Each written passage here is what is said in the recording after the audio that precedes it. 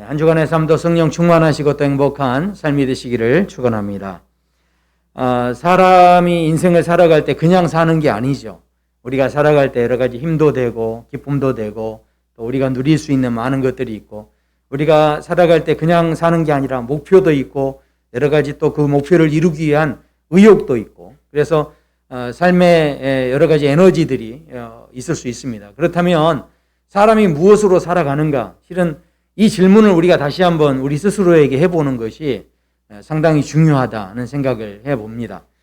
러시아의 대문호였던 톨스토이가 썼던 작품 가운데 보면 사람은 무엇으로 사는가라고 하는 그 작품이 있습니다. 스스로 인생에 대해서 그렇게 질문하는 그런 내용이죠.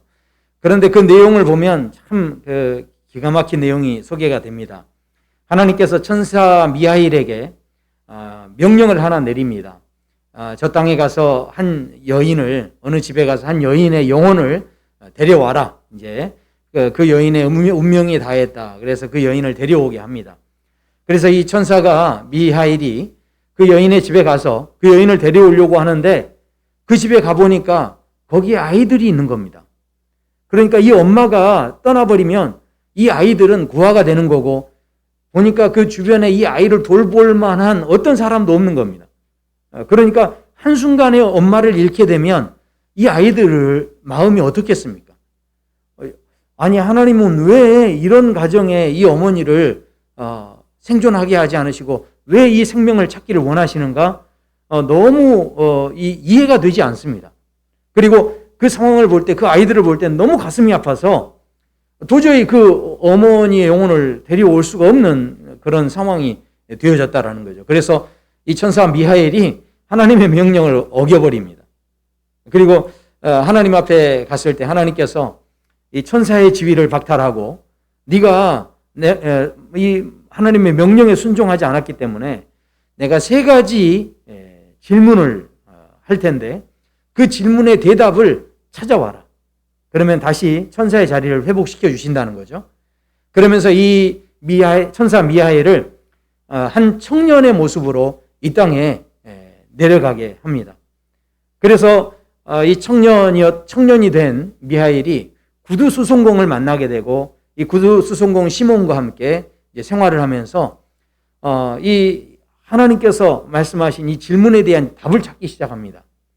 그 질문이 무엇이었느냐? 3가지 질문을 했는데, 사람 안에 무엇이 있는가라는 것이죠.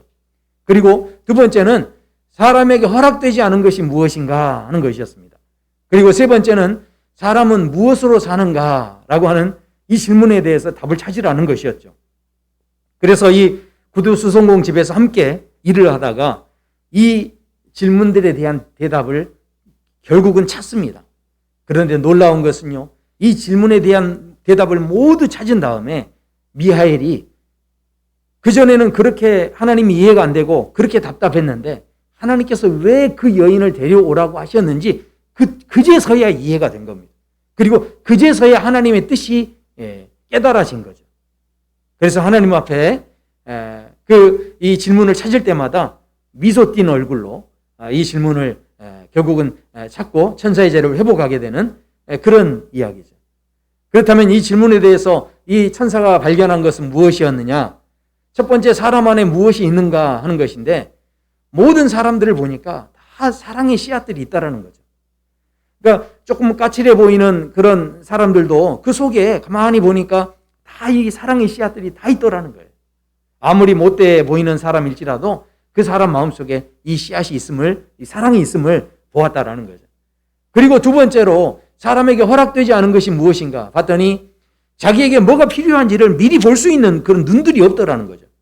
그러니까 어떤 그 부자가 그 구두 집에 와서 아주 비싸고 좋은 구두를 하나 맞췄는데, 가만히 천사가 보니까 이 사람이 곧 죽게 된 사람이에요.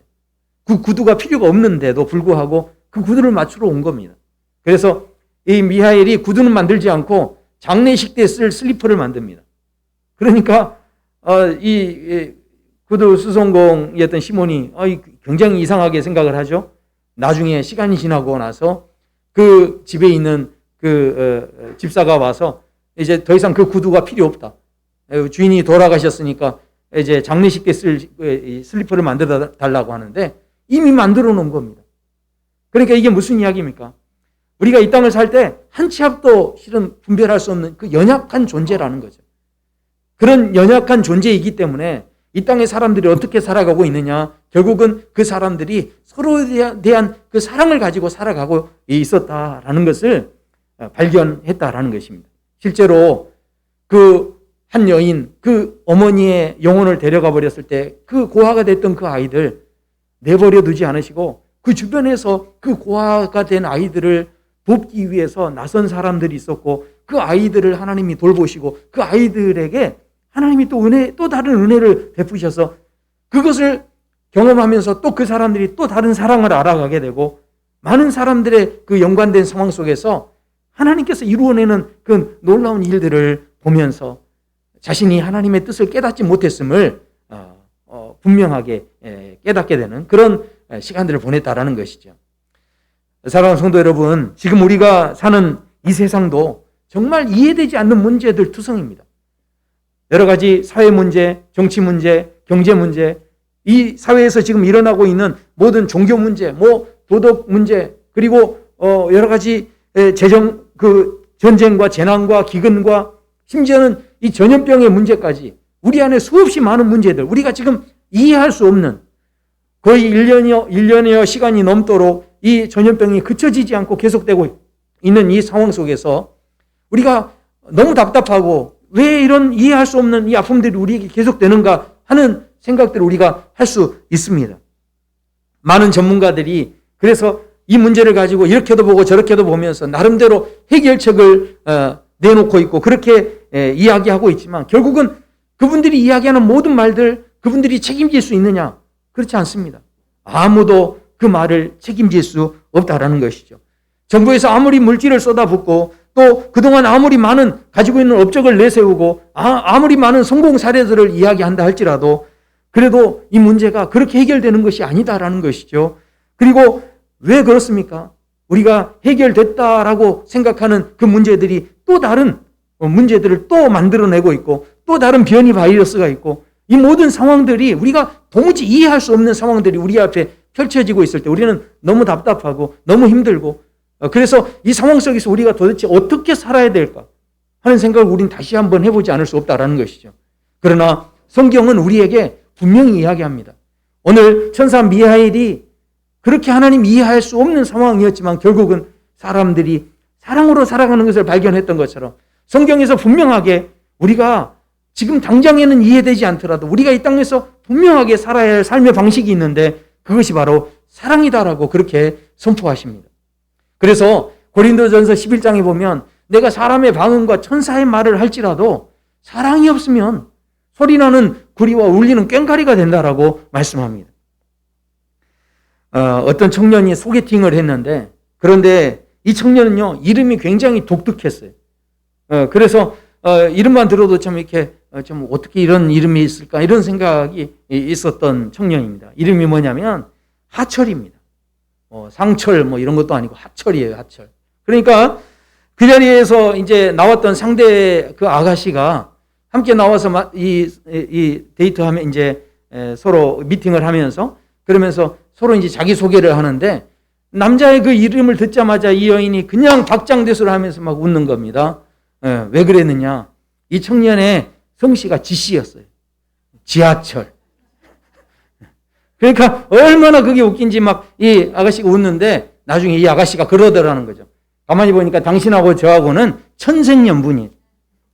이 찰떡궁합이다 그랬다는 거예요. 그러니까 왜 그러냐 그랬더니 이 여자분이 하는 이야기가 실은 제 이름이 이호선입니다. 남자는 지하철, 여자는 2호선. 얼마나 이게 찰떡궁합이에요. 얼마나 잘 어울립니까? 그런데 생각해 보십시오. 실은 우리가 이 땅에 많은 커플들이 결혼할 때 결혼식장에서 다 보면 뭐라고 합니까? 어쩌면 두 사람은 그렇게 잘 어울리냐는 거예요. 어쩌면 그렇게 보기 좋냐는 거죠. 그러나 그 보기 좋은 그 두 사람이 정말 끝까지 서로 소통하고 끝까지 잘 어울리고 그렇게 됩니까? 실은 사랑이 없으면 아무리 겉으로는 저렇게 이 방언을 하고 이 천사의 말을 하고 아무리 소통이 이렇게 잘 되는 것처럼 보여도 그래도 사랑이 빠지면 결국 끝까지 가기 어렵다라는 것이죠. 그 뒤에 말씀을 보면 애환하는 능력이나 또 모든 지식과 산을 옮길 만한 심지어 그런 대단한 능력이 있더라도 사랑이 없으면 아무것도 아니라는 이야기입니다. 무슨 이야기입니까? 어떤 신랑이 신부에게 이 결혼식 선물을, 굉장한 선물들을 많이 주고, 다이아 반지부터 시작해서 목걸이, 그리고 분수에 넘치는 선물들을 막 하기 시작한 거예요. 그러니까 주변에 있는 분들이 걱정이 돼서, 아니, 도대체 어떻게 그런, 선물들을 지금 어떤 상황, 이런 지금 선물들을 할 수 있는 상황이 아닐 텐데, 이런 선물들을 이렇게 무조건 해야 되면 어떻게 하느냐, 이렇게 주변에서 걱정하며 이야기하는데, 이 신랑이 그렇게 이야기했다는 거예요. 어차피 신부가 다 가지고 올 건데 뭘 걱정합니까? 필요하면 다시 팔아서 쓰면 된다는 거예요. 생각해 보십시오. 그 선물을 받는 입장에서 신랑이 그런 식으로 생각하고 선물을 줬다고 한다면 그 선물을 받는 입장에서 얼마나 그것이 허무하고, 그 마음 자체가 아무리 대단한 걸 선물을 받아도 정말 사랑하는 마음이 담겨 있지 않는다고 한다면, 뭔가를 이용하는 듯이, 계산하는 듯이 그 선물을 생각해 한 선물이었다고 한다면 그 선물을 받는 마음이 얼마나 씁쓸하겠습니까? 결국은 이 땅에 어떤 능력이 있더라도 그것이 사랑이 빠지면 그 우리 인생을 허무하게 할 수 있다라는 것이죠. 그 다음에 말씀해 보면 내게 있는 모든 것으로 구제하고 내 몸을 불사르게 내어줄지라도, 생각해 보십시오. 엄청난 희생을 한 거죠. 심지어는 자신을 불사르게 내어준다 할지라도 사랑이 없으면 아무 소용없다는 거예요. 이 땅에 많은 부모님들이 자식을 위해서 너무 수고합니다. 평생을 고생하고 자식을 위해서 얼마나 애를 쓰는지 모릅니다. 오래 참고 인내하면서 자녀들을 다 키워냅니다. 너무나 귀한 일이죠. 칭찬받을 일이고, 부모님들이 그렇게 자식들에게 사랑을 베푸는 게 너무 귀한 일인데, 정말 그러면 그 부모님들이 끝까지 자식을 향해서 그런 좋은 마음을 갖습니까? 나중에 보면요, 이 가지 많은 나무에 바람 잘 날 없다라는 말도 하시고요. 저 왼수가, 내가 저 왼수를 낳으려고 미역국을 먹었다, 이런 이야기도 하시고, 그런 이야기들을 우리가 하는 이유가 무엇입니까? 결국은 우리가 사랑을 한다라고 하지만 뭔가 우리의 사랑이 병들어 있고, 뭔가 우리의 사랑이 온전한 사랑이 아니기 때문에, 진짜 사랑이 있지 않으면 몸을 불사르게 내어준다 할지라도 그것이 헛된 것이 될 수 있다는 것을 말씀하고 있다는 것이죠. 그런데 놀랍게도요, 사도 바울이 자신의 인생의 말년을 이제 마치면서 마지막 디모데에게 마지막 서신을 보낼 때 거기에서 이런 이야기를 합니다. 너는 이것을 알라. 말세에 고통하는 때가 이르리니. 마지막 때가 되면 될수록 사람들이요, 자기를 사랑한다는 거예요. 그러니까 사람들이 사랑을 한다고 하지만 다 그 사랑이 병든 사랑이에요. 이기적인 사랑이고요. 말세가 되면 될수록 사람들이 사랑하는 게 자기중심적인 사랑이고, 그 사랑의 본질이 전혀 이 하나님이 말씀하시는 사랑이 아닌 변질된 그런 사랑의 모습이 되어지고 있다는 것을 이 사도 바울이 미리 내다보면서 이것을 우리에게 경고하고 있다는 거죠. 그런데 예수님께서도 이 말씀을 하십니다. 마태복음에 보면 예수님께서 불법이 성함으로 많은 사람의 사랑이 식어지리라, 그렇게 말씀합니다. 마지막 때가 될수록 이 땅에 있는 많은 불법이 더 성행하게 될 것이고, 그리고 그 불법들로 인하여서 많은 사람들이 어떻게 하겠습니까? 그 불법 때문에 세상의 불법들을, 지금 세상이 합리적입니까? 세상에 얼마나 불합리한 것들이 많습니까? 실은 아무리 좋은 것도요, 법에서 어떻게 요리를 잘하면 얼마든지 나쁘게 될 수 있습니다. 이게 온전한 법이 될 수 없는 거죠. 그렇다면 이 불법이 많은 이 세상을 우리가 생각할 때 우리의 마음에서 자꾸 그것을 탓하게 되고 자꾸 그것을 원망하게 될 때 그것으로 끝나는 게 아니라 사람 마음속에 뭐가 점점 식어지냐면 이 사랑의 마음이 점점 식어지는 게, 그게 결국은 아주 큰 문제가 될 수 있다는 것이죠. 우리 인생을 살아갈 때 내 마음에 사랑이 식어지는 것, 그것처럼 큰 문제가 없다는 겁니다. 왜냐하면 그래서 말씀합니다. 끝까지 견디는 자는 구원을 얻으리라. 무슨 이야기입니까? 인내하고 참으라는 그런 이야기가 아닙니다. 끝까지 견딘다는 게 무슨 이야기일까요? 끝까지 사랑이 식지 않아야 한다는 이야기죠. 그런 사람에게 하나님의 구원의 은혜가 임할 것이다라고 분명하게 우리에게 말씀하고 계십니다. 생각해 보십시오. 우리가 이 사랑이 있다는 게 얼마나 귀한지 모릅니다. 아무리 힘들어도요, 진짜 사랑이 있으면요, 진짜 사랑을 받으면 회복이 됩니다. 사람이 이 사랑을 받으면 이게 살아나기 시작합니다.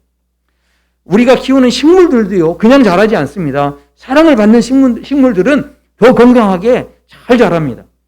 어떤 곳에 나무 12그루를 심었대요.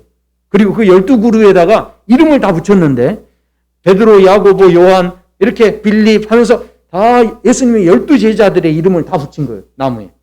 그랬는데 놀랍게도 시간이 지나니까 가룟 유다 이름이 붙어있는 나무는요, 금세 죽어버리더라는 거예요. 그러니까 그 나무를 뽑아내고 다른 나무를 또 심었어요. 그런데 심자마자 또 번번이 그 나무는 계속 죽더라는 거죠. 왜 그러나 봤더니 오고 가는 사람들이 가룟 유다 나무만 보면 욕을 해야 되는 거예요. 그리고 그 나무가 그렇게 미움을 받더니 결국은 말라 죽더라는 거죠. 우리가 식물도요, 자랄 때 보면 사랑을 받을 때 그렇게 영향을 받는다라는 것이죠. 그래서 원래 이 식물을 키우시거나 또 어떤 재배를 하시는 일들을 종사하시는 분들이 또 심지어는 소나 양을 키우시는 이런 분들이 그 소의 안정을 위해서 거기 가보면 이 클래식 음악을 틀어주고요, 이렇게 하는 걸 볼 수가 있어요. 그 소들에게 그렇게 최선을 다하는 거예요. 그러면 이 소들이 그 안정된 마음으로 얼마나 그 좋은 건강한 우유들이 막 이렇게 나오는지 모릅니다. 그런데 하물며 사람은 어떻겠습니까? 생각해 보십시오. 우리가 지금 겪고 있는 많은 지금 문제들이 있습니다. 이해가 되지 않아요. 왜 지금 이런 사회, 이런 정치 문제, 이런 경제 문제, 지금 이런 복잡한 문제들이 해결되지 않고 계속해서 생겨나고 있고, 아직도 지금 이 전염병의 문제가 해결되지 않고 있는 이 모든 문제, 그러면 이 문제만 해결되면 인간의 모든 문제는 해결되나요? 문제의 꼬리는 또 꼬리를 물고 일어납니다. 결국 인생에 있어서 가장 큰 문제는 무엇이냐면, 근본적인 문제가 무엇이냐면 결국은 사랑이 식어지고 있다는 거예요. 우리 남은 인생 가운데 점점 사랑이 식어지고 있다는 것, 이것처럼 큰 문제가 없다는 거죠. 많은 정치적인 문제, 경제적인 문제가 해결되는 건 지금 중요한 게 아닙니다. 어떤 의미에서는 근본적인 우리의 문제가 해결되는 게 얼마나 소중한지 모릅니다. 그래서 놀랍게도 예수님께서는 성경에 있는 모든 그 율법의 말씀들을 전부 다 요약하고 함축해서 그 모든 많은 율법들이 있지만 그것을 다 한마디로 해서 그것을 요약해서 뭐라고 말씀하시느냐, 이렇게 말씀하십니다. 주 너의 하나님을 사랑하라, 내 이웃을 내 자신과 같이 사랑하라. 이 두 계명이 온 율법과 선지자의 강령입니다. 우리가 인생을 살아갈 때 지켜야 할 말씀 가운데서 결국은 다른 잡다한 많은 것들 지금 다 지키는 게 중요한 게 아니라 그 모든 것을 다 함축해서 요약하면 결국은 하나로 나온다는 거예요. 그것을 압축해서 결국은 한 방울로 짜낸다고 한다면 그 한 방울이 무엇이냐? 바로 사랑이다라는 것이죠. 왜 우리 인생을 살아가는데 이 사랑이 그렇게 중요하다, 이 사랑을 너희가 이 사랑의 삶을 실천해야 된다, 이 사랑의 삶에 대해서 계명으로까지 이 말씀을 주셨을까요? 바로 우리의 남은 인생에 이 사랑을 채우는 삶이 얼마나 중요한지 얼마나 중요했으면 예수님께서 이렇게 우리에게 말씀하셨겠습니까? 그런데 놀랍게도 우리가 이 말씀을 받을 때마다 늘 말씀에 마음에 좀 부담이 돼요. 왜냐하면 사랑하며 산다는 게 그렇게 쉽지 않거든요.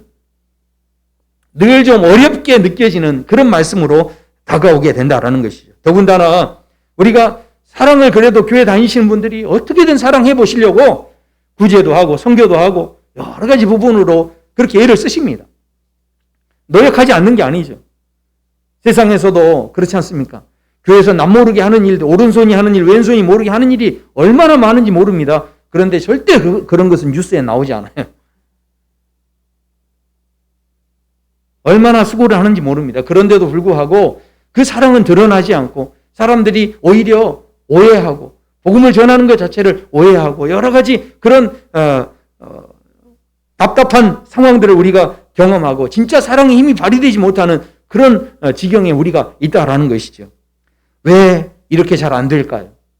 그것은 바로 내 자신과 같이 사랑하라라고 하시는 이 말씀을 우리가 잘못되게 왜곡되게 생각하고 있기 때문에 그렇다라는 것이죠. 우리가 대부분 오늘 이 말씀에 보면 내 이웃을 내 자신과 같이 사랑하라고 하는데 이 자기 사랑에 대해서 우리는 어떤 사랑을 가지고 있습니까? 많은 분들이 자기를 사랑한다라고 할 때 그 자기 사랑이 자기에게 아름답고 좋은 점들만 사랑합니다.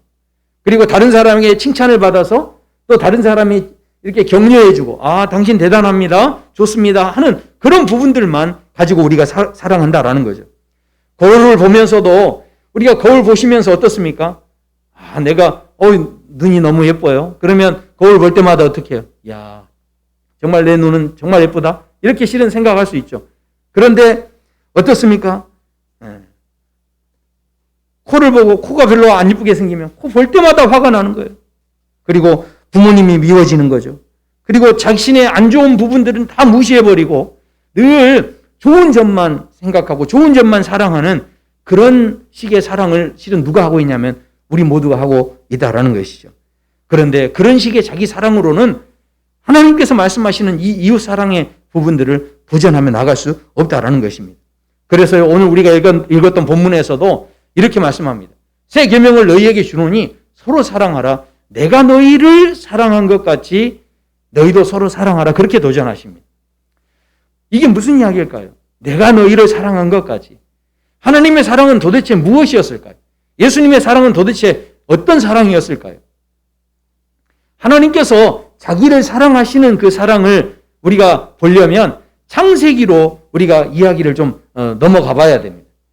창세기를 보시면 하나님께서 이 땅을 다 지으신 다음에 하나님께서 그 모든 것을 지으신 다음에 하시는 이야기가 무엇입니까? 보시기에 심히 좋았더라. 그러니까 하나님께서 자기를 사랑하실 때 그 모든 것을 지으시는데 온 우주를 다 지으셨습니다. 근데 그 우주에서 지구는 작고 작은 어쩌면 조각 하나에 불과할 겁니다. 그런데도 불구하고 그 지구를 보시면서 보시기에 좋았더라. 그리고 그 모든 것을 다 만드신 다음에 이건 좀 이쪽 색깔하고 저쪽 색깔하고 맞지 않네 하면서 한 번도 후회했다라는 이야기가 없어요.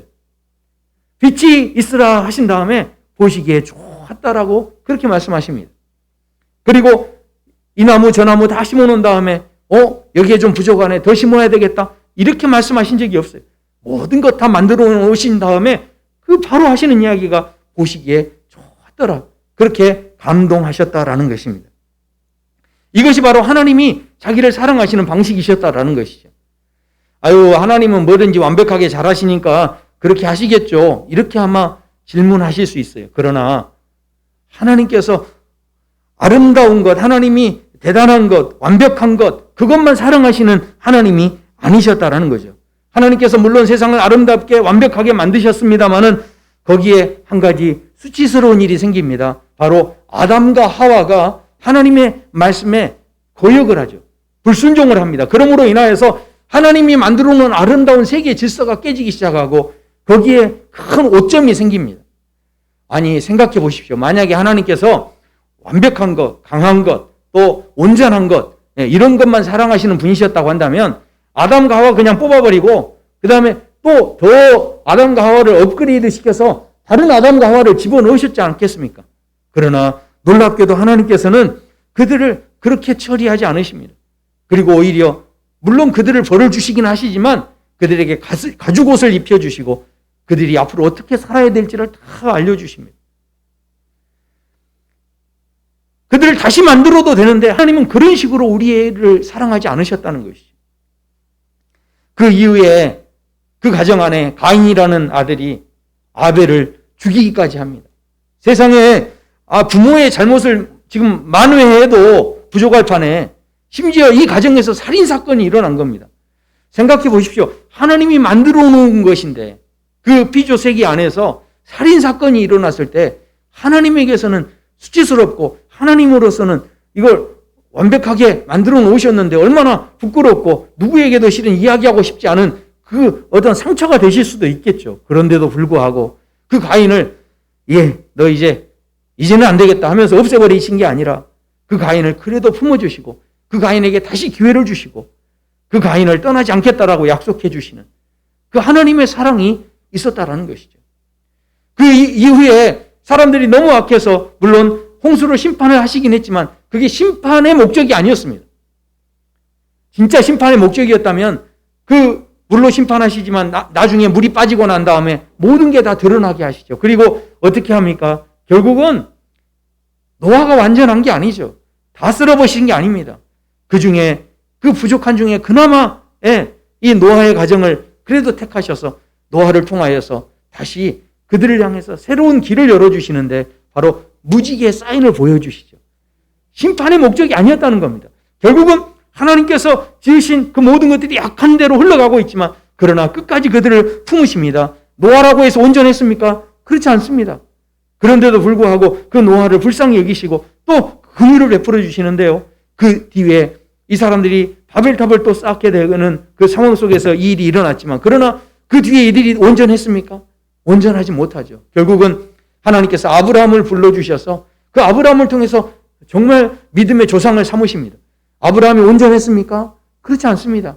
아내를 루이라고 속이는 그런 부족함이 있었죠. 연약함이 있었죠. 그러나 그 아브라함 완전하다고 해서 사랑하신 게 아니라 부족함이 많은 사람이었지만 그러나 믿음의 조상으로까지 하나님께서 품어주시고 기다려주시고 인내해 주셨다라는 것입니다. 아브라함뿐만 아닙니다. 아브라함 이후에 요셉을 통하여서 그들이 12지파가 되게 하시고 그들의 민족을 이루게 하시는 기초를 삼으시고 요셉 또한 그 편애를 받으면서 형들에게 미움을 받는 그 어떤 제공을 하면서 요셉 또한 온전하다고 볼 수가 없죠. 그러나 하나님께서는 그 요셉을 끝까지 붙잡으시고 결국은 하나님의 민족을 이루는 자리까지 나아가게 하십니다. 심지어는 하나님의 백성들이 종살이를 하게 되는데 하나님이 만드신 것들이 누군가에게 종살이를 한다는 것, 누군가는 또 부리는 사람이 된다는 것 얼마나 가슴 아픈 일입니까? 그러나 하나님은 그들을 부끄러워하지 않으시고 결국은 그들을 끝까지 품으시고 결국 모세를 세우셔서 그들을 인도해 내십니다. 사람들은요 나중에 얼마나 마음이 악했는지 이제 눈에 보이지 않는 하나님 필요 없습니다. 눈에 보이는 왕을 주십시오라고 할 때 하나님이 섭섭하셨지만 그러나 그들에 대해서 수치스럽게 생각하지 않으시고 오히려 그들에게 눈에 보이는 왕을 세워주시는 그 하나님께서 끝까지 그들을 품어주시는 그 하나님의 놀라운 사랑을 우리는 보게 된다는 것이죠. 그러나 우리가 생각하는 자기 사랑은 무엇입니까?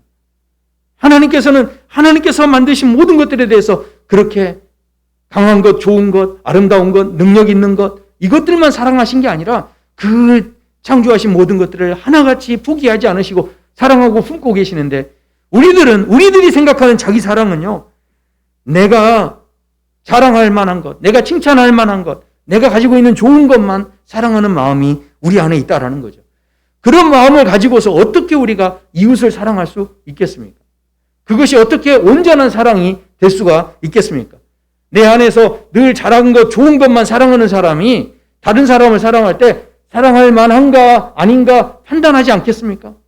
결국은 그 상처를 가지고 뭔가 내가 못하는 것이 있을 때 늘 열등감이 있고 또 내 가족 이야기들을 할 때에도 잘하는 내 가족에서 정말 뛰어난 사람들, 잘하는 사람들은 얼마든지 가서 이야기하죠. 그러나 내 가정 안에서 부끄러운 사람, 수치스러운 사람, 감추고 싶은 사람 이런 존재를 알까봐 두려워하는 그런 사람들이 있을 때는 그걸 알리기 싫어합니다. 그걸 다 감추고 숨기고 그렇게 하죠. 우리가 사랑을 한다라고 하지만 실은 우리가 생각하는 자기 사랑은 늘 부족한 건 다 감추고 잘한 것만 드러내려고 하는 그 사랑이라는 것이죠. 그것이 절대로 온전한 사랑이 될 수 없다라는 것입니다. 생각해 보십시오. 사도 바울이 육체에 가시가 있었습니다. 그런데 그 육체가 가시가 있어서 그 약점이 있고 그 핸디캡이 있을 때 그것을 아마 떨쳐내고 싶었을 겁니다. 하나님 앞에서 그래서 기도하죠. 이것이 내게서 떠나가기를 내가 강구합니다. 하면서 기도합니다. 이것만 없으면 더 많은 일을 할 수 있을 텐데 이렇게 이 사도 바울이 얼마든지 생각했겠죠. 그리고 사역자로서 그렇지 않았겠습니까? 다른 사람 병 고치려고 하지 말고 당신 병이나 고치세요. 자기 병 하나도 못 고치는 사람이 무슨 일을 한다고 그럽니까? 아마 그런 이야기들을 아마 들을 수 있었을 겁니다. 그래서 마음이 부끄럽고 힘들고 어려웠겠죠. 그런데 놀랍게도 이 사도 바울이 하나님 안에서 자기를 발견합니다. 그리고 이 사도 바울이 어떻게 합니까? 나중에 자신의 그 연약함을 깨닫고 난 다음에 어떻게 합니까? 자신에게 있던 그 육신의 가시 때문에 무슨 일이 생겼다는 거예요. 바로 이것 때문에 내가 더 겸손해질 수 있었다는 것이죠. 그 육체의 가시 때문에 하나님의 능력이 내 안에서 더 많이 역사할 수 있게 되어졌다라는 것이죠. 그러니까 이 사도 바울이 하나님 안에서 온전한 사랑의 방법을 깨달은 뒤에 그 가시를, 육체의 가시를 만지면서 그러지 않았겠습니까? 고맙다, 고맙다. 육체의 가시야. 너 때문에 내가 겸손할 수 있구나. 육체의 가시야. 너무너무 고맙다. 너 때문에 하나님의 능력이 내게서 더 많이 역사하는구나. 이런 고백을 할 수 있었다라는 것이죠. 우리도 그렇다고 한다면 사도 바울처럼 한번 그렇게 도전해 보셔야 돼요. 내 눈이 혹시 마음에 안 들더라도 거울을 보면서 눈을 쓰다듬으면서 그래도 괜찮다, 괜찮다. 보이는 게 어디냐? 그러면서. 혹시 코가 마음에 안 들어도 코를 만지면서 이렇게 어떻게 해요? 쓰다듬으면서 그래도 뚫려 있으니 그게 어디냐? 그동안 냄새 맡느라고 수고 많았다. 괜찮다, 고맙다. 실은 생각해 보십시오. 우리가 거울을 볼 때마다 이 나이 드신 분들은 주름살이 이제 한두 개씩 보일 거예요. 그러면 그 주름살을 보면서 예이 이놈의 주름살 이렇게 하시는 게 아니라 주름살을 만지면서 어떻게 해요? 괜찮다, 괜찮다. 아이고 주름이 졌구나. 고맙다, 고맙다. 네 주름이 이렇게 깊게 져서 내가 더 이상 세상에 미련 두지 않고 하나님께 더 가까이 가는 한 걸음을 내디딜 수 있구나. 그러니 주름아 고맙다. 그런 너한테 주사바늘을 꽂아 넣으려고 했으니 내가 미안하구나. 이렇게 생각해 보세요. 실은 우리가 정말 좋고 아름다운 것, 칭찬받을 만한 것, 이런 것들만 우리가 사랑하려고 하면 어느 세월에 사랑하겠습니까? 정말 그 조건들을 다 만족하고 다 발견할 수 있습니까? 실은 그것을 기다렸다가 사랑하려고 하면 어느 정도 능력이 돼야 그것을 다 사랑할 수 있겠습니까? 결국은 잘한 것만 가지고 사랑하려고 하면 그건 사랑이 아니고 자랑인 거죠. 하나님께서는 천지 만물 가운데 자랑할 거리가 얼마나 많으십니까? 저 높은 별들을, 하늘을 보면 그 수많은 별들을 볼 때 얼마나 아름답습니까? 그런데 그 별들만 아름다운 게 아니라 하나님의 이름을 찬양할 만한, 감동을 줄 만한 그런 자연 세계를 보면 얼마나 대단한지 모릅니다. 아름다운 산이 있고 흐르는 강물들이 있고 또 숲속에 새들이 있고, 주님의 높고 위대하심을 이렇게 하면서 찬양이 절로 나오는 그런 광경들을 우리가 얼마나 많이 봅니까? 하지만 사람들은 그렇지 못했습니다. 사람들은 늘 하나님께 부끄러움만 드리는 존재였죠. 사람들은 늘 주신 자연을 관리하는 게 아니라 늘 자연을 파괴하고 하나님께 수치스러운 존재였고 하나님을 늘 배반했고, 사람들은 하나님께서 사랑할 만한, 끝까지 사랑해내시기 어려운 그런 존재였다라는 것이죠. 그러나 하나님께서 사랑하시는 방식으로는 그렇게 말씀하시는 거예요. 들의 백합화를 보라. 그것보다 내가 너를 더 사랑한다는 거예요. 너가 그렇게 약점이 많지만, 그러나 공중에 나는 새를 봐라. 그것보다 너를 더 사랑한다. 하나님께서는 그 모든 것들을 품으시면서 사랑하시면서 뭔가 창조물 중에서 좋은 것만, 대단한 것만, 능력 있는 것만 사랑하신 게 아니라 약점이 있고 부끄러움이 있고 모든 것 다 그래서 바꿔버리고 없애버려도 되시지만 그것을 끝까지 없애지 않으시고 그것을 끝까지 품으시면서 결국은 독생자 되시는 예수 그리스도를 이 땅에 보내시면서까지, 그 예수님을 대단한 존재로 이 땅에 보내신 게 아니죠. 가장 약하고 가장 낮은 곳으로 보내셔서, 그래서 이 땅에서 약하게 사는 사람들이 그 예수님이 오신 모습만 봐도 은혜가 되는 거예요. 내 마음을 알아주시겠구나. 하나님께서 그 마음까지 만지시면서 이 땅에 대단한 것으로 드러나신 게 아니라 약한 곳으로 오셔서 끝까지 내가 너희를 포기하지 않겠다라고 그렇게 다가와 주시는 그 사랑의 모습으로 와주셨다라는 것이죠. 그렇게 우리의 부끄러움을 이해해 주시고 심지어는 십자가상에서 온몸이 벗기셔서 그 모든 부끄러움과 수치를, 우리가 당해야 할 모든 그 아픔을 다 당하시는 그 예수님께서 결국은 우리가 죄를 짓고 또 죄 짓고 하나님 앞에 나와서 하나님 믿는다고 하지만 지금 세상에서 우리가 얼마나 지금 부끄러운 존재가 됐습니까? 그런데도 불구하고 하나님 불쌍히 여겨주세요라고 찾아올 때 하나님께서 우리를 실어버리지 않으시고 그럼에도 불구하고 너는 어쩌면 그렇게 양심도 없냐? 똑같은 죄를 짓고 와서 이렇게 또 용서해 달라고 하느냐? 그런 말 한마디라도 들어보셨어요? 하나님께서 그렇게 하지 않으시고 마치 베드로가 예수님을 부인하고 고개를 쳐들 수 없는 그 상황 속에 예수님 찾아가셔서 베드로에게 내가 나를 사랑하느냐? 내가 너를 용서한다. 내가 너를 너무 사랑한다. 그러면서 또 다시 기회를 주시고 내 양을 치라. 내 양을 먹이라. 끝까지 품어주시는 그 주님의 사랑. 사랑하는 성도 여러분, 우리가 너무 문제 많은 세상 속에 실은 살고 있습니다. 그런데 이 상황 속에서 우리가 왜 인간은 사랑하며 살아야 될까요? 결국은 절대로 이 마귀에게 속지 않게 되길 소원합니다. 마귀는 아담과 하와 때부터 우리를 속여왔어요. 우리를 계속 부끄럽게 만듭니다. 그리고 이 마귀는 서로에게 책임을 돌리게 만들고 서로를 원망하게 만듭니다. 그게 바로 마귀가 우리를 계속 부끄럽게 하는 것이죠. 그러나 그 부끄러운 자리에 있음에도 불구하고 하나님은 우리를 계속 사랑하시면서 싫어버리지 않으시고 없애버리지 않으시고 있는 그대로를 품으시면서 오늘도 도전하시기를 너의 사랑으로 사랑하지 말고 병든 사랑으로 사랑하지 말고 내 사랑으로 한번 사랑해 보라는 거예요.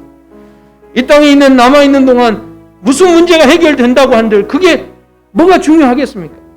남아있는 동안 나의 남은 삶이 사랑으로 채워질 수 있다고만 한다면 내 가정의 경제적인 문제, 물질적인 문제, 내 가정의 진로 문제 이게 해결되는 게 중요한 게 아니고요. 내 가정 안에 시간이 가면 갈수록 내 가정에 남편과 아내가 또 부모와 자식이 끝까지 주님의 사랑이 가득한 그런 가정이 될 수만 있다고 한다면 그것이 우리에게 가장 소망이 있는 그런 삶의 자리가 될 줄로 믿습니다. 이 땅에 있는 많은 사람들이 또 이 전염병의 문제로 인해서 실은 손가락질합니다. 여기에 대해서 누구의 탓을 하고 누구의 책임을 묻는 게 아니라 맞습니다. 저희가 부끄러웠습니다. 저희가 죄송합니다. 저희가 더 주님의 사랑으로 살지 못했습니다. 실은 우리에게 그런 마음이 필요한 거죠. 예수님께서 십자가에 달리실 때 주여 저들이 하는 것을 알지 못합니다. 저들을 용서하여 주시옵소서 한 것처럼 아무리 기독교를 향해서 핍박하고 손가락질 할지라도 그들을 끝까지 주님의 사랑으로 품기를 원하시는 것이 바로 하나님의 마음이시다라는 것이죠. 그래서 오늘 그런 사랑을 하는 사람들을 바로 하나님의 제자들이다, 예수님의 제자들이다라고 일컬음을 받게 될 것이다. 그것을 오늘 우리에게 도전하십니다. 여러 가지 아직 풀리지 않는 문제들이 우리 안에 있지만 이 시간에 그 주님의 사랑을 생각하면서 함께 찬양하시겠습니다.